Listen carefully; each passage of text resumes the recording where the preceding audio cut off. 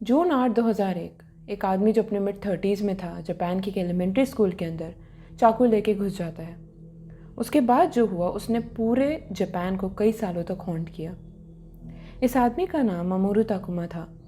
Takuma का जन्म 23 नवंबर 1963 को हुआ था। अब बाकी के कई क्रिमिनल्स की तरह ताकुमा का भी बचपन बहुत अच्छा नहीं गुजरा। ताकुमा ने कभी अपनी स्कूली पढ़ाई पूरी नहीं की और उसके फादर ने भी उसे घर से बाहर निकाल दिया। थोड़ा मोटिवेशन जुटाने के बाद ताकुमा ने जापान की एयर सेल्फ डिफेंस फोर्स को ज्वाइन किया, बट 1984 में उसे वहाँ से भी निकाल दिया गया। क्यों? ताकुमा पर यह इल्ज़ाम था कि उसने एक माइनर को सेक्सुअली असॉल्ट किया था। 1984 में उसे अरेस्ट कर लिया गया, इस बार भी एक वुमेन को सेक्सुअली असॉल्ट करने के जुर्म में। ताकुमा ने 3 साल जेल में बिताए और बाहर आने के बाद इकीदा चला गया। इकीदा में उसे बस ड्राइवर की नौकरी मिली, लेकिन वहाँ से भी उसे 1998 में निकाल दिया गया। क्यों? इस बार ताकुमा को एक पैसेंजर के परफ्यूम की स्मेल अच्छी नहीं लगी, तो उसने उसे भी सेक्सुअली असॉल्ट किया।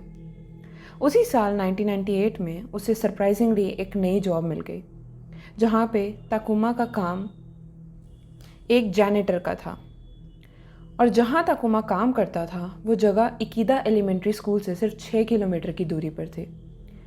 मार्च 3, 1993 को ताकुमा ने कुछ तो टीचर्स की चाय में मिला दिया और 4 टीचर्स को हॉस्पिटलाइज करना पड़ा। फाइनली ताकुमा को यहाँ से भी बाहर फेंक दिया गया, बट इस बार ताकुमा को मेंटल हॉस्पिटल भेजा गया। अब यहाँ इसे स्किज़ोफ्रेनिया यानी एक ऐसी मेंटल कंडीशन जिसमें इंसान का खुद पर से कंट्रोल खो जाता है, उससे डायग्नोस किया गया। हॉस्पिटल में ताकुमा ने 1 महीने तक पूरी तरह वेल बिहेव रहने का नाटक किया और इसी बेस पे उसे वहाँ से भी रिलीज़ कर दिया गया, जो कि अभी तक का सबसे वर्स्ट डिसीजन था। ताकुमा जब हॉस्पिटल में था तो उसने वेल बिहेव तो किया, लेकिन जब वो बाहर निकला उसने फिर से वैसी ही हरकतें स्टार्ट कर दी जो वो हमेशा से करता था, दूसरों को तकलीफ़ पहुंचाना। जून 8, 2001 ताकुमा ने पूरी प्लानिंग के साथ ओसाका के एक एलिमेंट्री स्कूल पर अटैक किया। 8 बच्चों को जान से मार दिया, 3 पर अटैक किया और इवन 3 अडल्ट्स को भी उसने भारी चोट पहुंचाई। कई बच्चों की डेड बॉडी स्कूल के फ्लोर पर पड़ी हुई थी। कुछ पूरी तरीके से शॉक में थे और कुछ अपनी जान बचाने की कोशिश कर रहे थे। स्कूल में पूरी तरीके से खून खराबा करने के बाद जब कुछ लोगों को मौका मिला तो पास के ये कॉफ़ी शॉप की तरफ भागे। कॉफ़ी शॉप के ओनर ने पुलिस को फ़ोन किया और थैंकफुली जब तक पुलिस आई तब तक 2 स्कूल टीचर्स ने ताकुमा को पकड़ के रखा हुआ था। ताकुमा को ऑन द स्पॉट अरेस्ट कर लिया गया। ट्रायल के वक्त ताकुमा ने एडमिट किया कि उसने स्कूल पे उसके एलीट स्टेटस की वजह से अटैक किया है। ताकुमा के वर्ड्स थे, मैं ये प्रूव करना चाहता था कि इवन अमीर ख़ानदान के एलीट बच्चे भी 6 से 7 सेकंड में मारे जा सकते हैं। पहले तो कोर्ट को लगा कि इसने ये सब स्किज़ोफ्रेनिक होने की वजह से किया है, लेकिन कई साइकियाट्रिस्ट के एग्जामिनेशन के बाद ये प्रूव किया गया कि ताकुमा को कभी स्किज़ोफ्रेनिया था ही नहीं।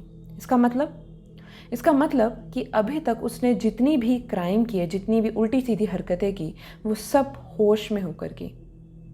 अब क्योंकि ताकुमा को कोई मेंटल डिजीज़ था ही नहीं, तो उसकी सज़ा कम करने का भी सवाल नहीं था।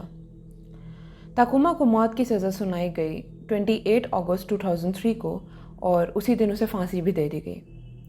ताकुमा ने एंड तक कभी अपने एक्शंस पे रिग्रेट नहीं किया, कभी विक्टिम्स की फैमिली से माफ़ी नहीं मांगी। लास्ट तक वो अपने एक्शंस को जस्टिफाई करता रहा।